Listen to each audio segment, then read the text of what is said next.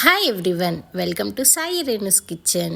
ఈరోజు వీడియోలో కొబ్బరి నీళ్ళతో చాలా సింపుల్గా ఐస్ క్రీమ్ ఎలా ప్రిపేర్ చేసుకోవాలో చూసేద్దాం. ముందుగా కొబ్బరి బొండ తీసుకొని దాంట్లో ఉండే వాటర్ తీసుకోవాలి. ముందుగా ఒక 3 కొబ్బరి బొండాలు తీసుకొని దాంట్లో వాటర్ తీసుకోవాలి. ఇలా వాటర్ తీసుకొని ఒక బౌల్లోకి యాడ్ చేసుకోవాలి. ఇలా కొబ్బరి నీళ్ళు ఒక బౌల్లోకి యాడ్ చేసి పెట్టుకోవాలి ముందుగా.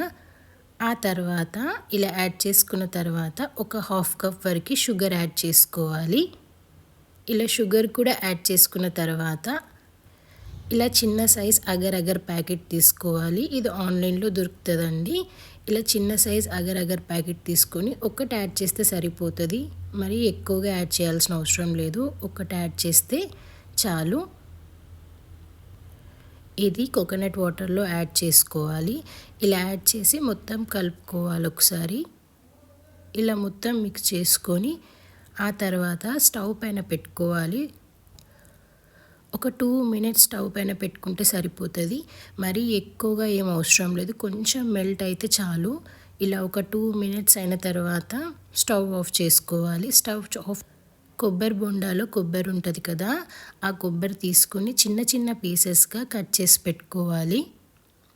ఇలా చిన్న చిన్న పీసెస్గా కట్ చేసి పెట్టుకొని ఆ తర్వాత ఐస్ క్రీమ్ మౌల్స్లో కొబ్బరి యాడ్ చేయాలి. ముందుగా కొన్ని కొబ్బరి యాడ్ చేసుకోవాలి.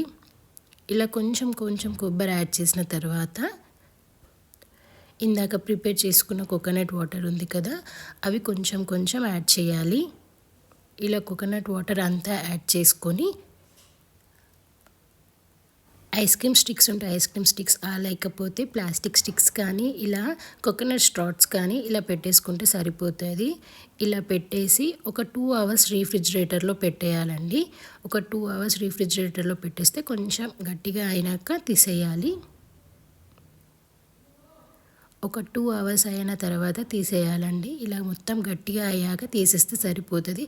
చాలా సింపుల్గా కోకోనట్ వాటర్తో ఐస్ క్రీమ్ రెడీ. మీకు ఈ ప్రాసెస్లో నచ్చినట్లయితే ట్రై చేసి చూడండి. చాలా సింపుల్ ప్రాసెస్, తొందరగా అయిపోతుంది. అలాగే వీడియో నచ్చినట్లయితే లైక్, షేర్, సబ్స్క్రైబ్.